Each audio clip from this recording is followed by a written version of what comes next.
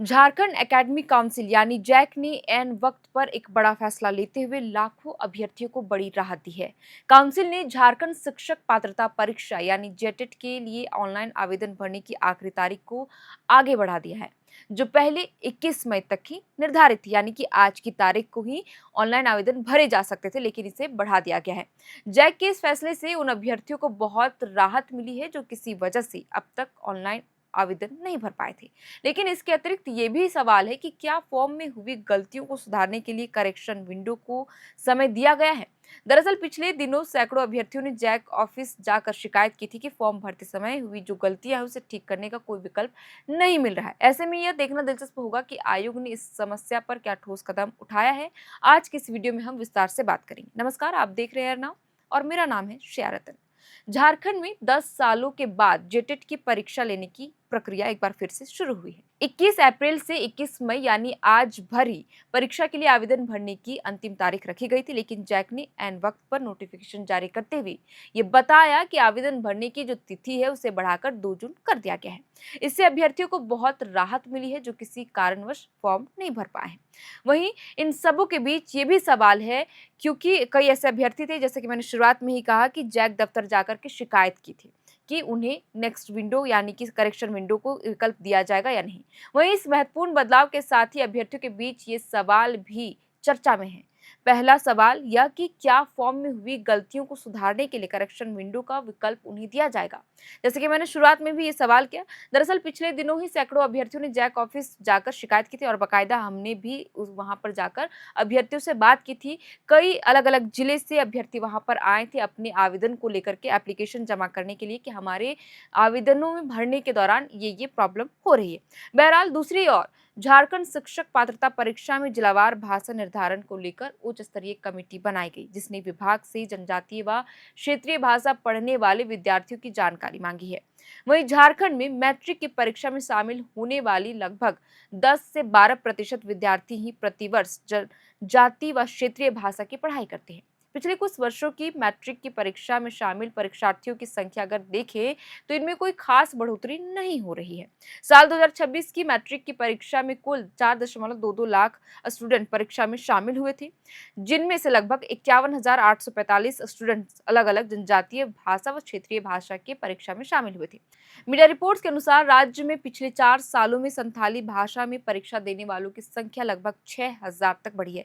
साल 2022 में संथाली भाषा से मैट्रिक की परीक्षा में लगभग 12,000 अभ्यर्थी शामिल हुए थे, जबकि 2026 की मैट्रिक परीक्षा में संथाली भाषा की परीक्षा देने वाले अभ्यर्थी सबसे अधिक 18,172 हैं।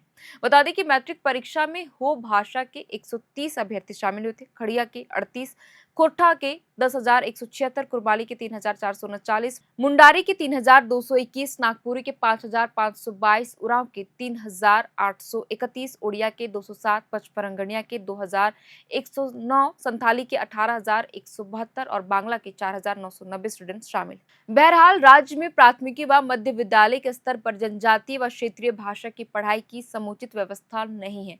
हालांकि राज्य में पायलट प्रोजेक्ट के तहत प्राथमिक विद्यालयों में जनजातीय भाषा में पढ़ाई शुरू की गई। +2 विद्यालयों में जनजातीय व क्षेत्रीय भाषा के शिक्षकों के पद सृजित किए गए हैं। मालूम हो कि संथाली भाषा सबसे अधिक 17 जिलों में जनजातीय भाषा के रूप में शामिल की गई है। वहीं क्षेत्रीय भाषा में नागपुरी को सबसे अधिक 13 जिलों में मान्यता दी गई है। खैर, जिलावार भाषा तय करने के लिए 22 मई को बैठक बुलाई गई है। इस दिन ही तय होगा कि कौन कौन से जिले में किस तरीके की भाषाएं बोली जाती है। बता दें कि इसी महीने राज्य सरकार ने झारखंड शिक्षक पात्रता परीक्षा जेटेट में क्षेत्रीय और स्थानीय भाषाओं को शामिल करने की समीक्षा और सिफारिश करने के लिए 5 सदस्यीय उच्च स्तरीय मंत्री स्तरीय समिति का गठन किया है। बहरहाल राज्य गठन के बाद से अब तक महज जेटेट की परीक्षा 2 बार ही आयोजित की जा सकी। पहली बार 2013 में हुई परीक्षा में 68,000 अभ्यर्थी पास हुए थे। दूसरी बार 2016 में जब परीक्षा हुई थी तो 53,000 परीक्षार्थी सफल हुए थे। लेकिन तीसरी बार परीक्षा लेने के लिए साल 2024 में जेटेट परीक्षा का विज्ञापन निकाला गया, लेकिन नई नियमावली नहीं बनने की वजह से इसको टालना पड़ गया। फिर इसी साल अप्रैल महीने में जेटेट परीक्षा के लिए विज्ञापन पुनः जारी किया गया और 21 अप्रैल से आवेदन भरे जा रहे थे।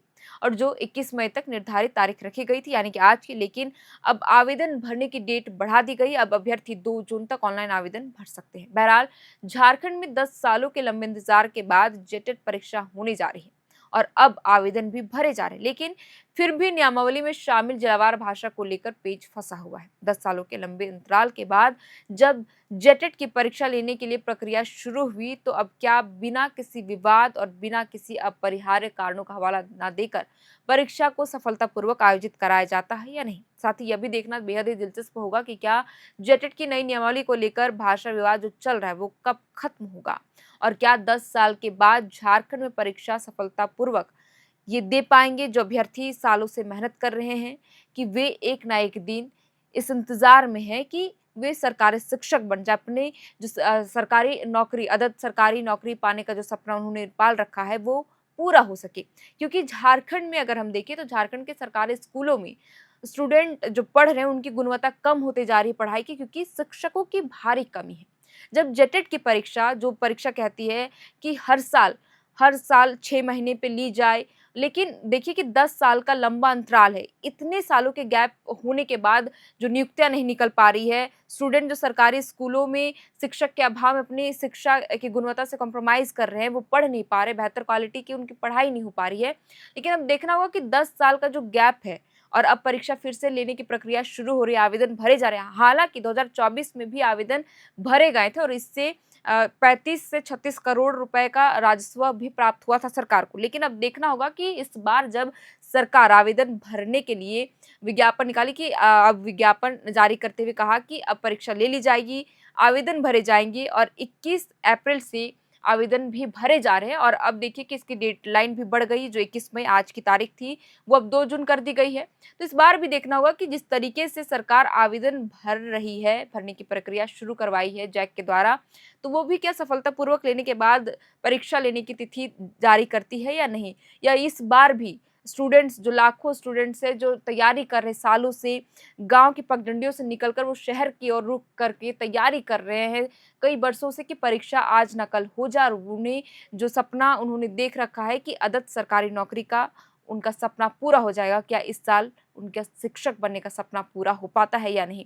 और अगर ये प्रक्रिया पूरी हो जाती है और सफलतापूर्वक परीक्षा भी आयोजित करा ली जाती है, तो झारखंड के जितने भी सरकारी स्कूल हैं, वहाँ पर शिक्षकों की जो भारी कमी है, उन कमी में थोड़ी-सी राहत मिलेगी, क्योंकि नियुक्तियाँ होगी, स्टूडेंट्स को टीचर्स मिलेंगे और फिर बच्चों को जो है शिक्षा की जो गुणवत्ता में कमी हो रही है वो कमी नहीं आएगी।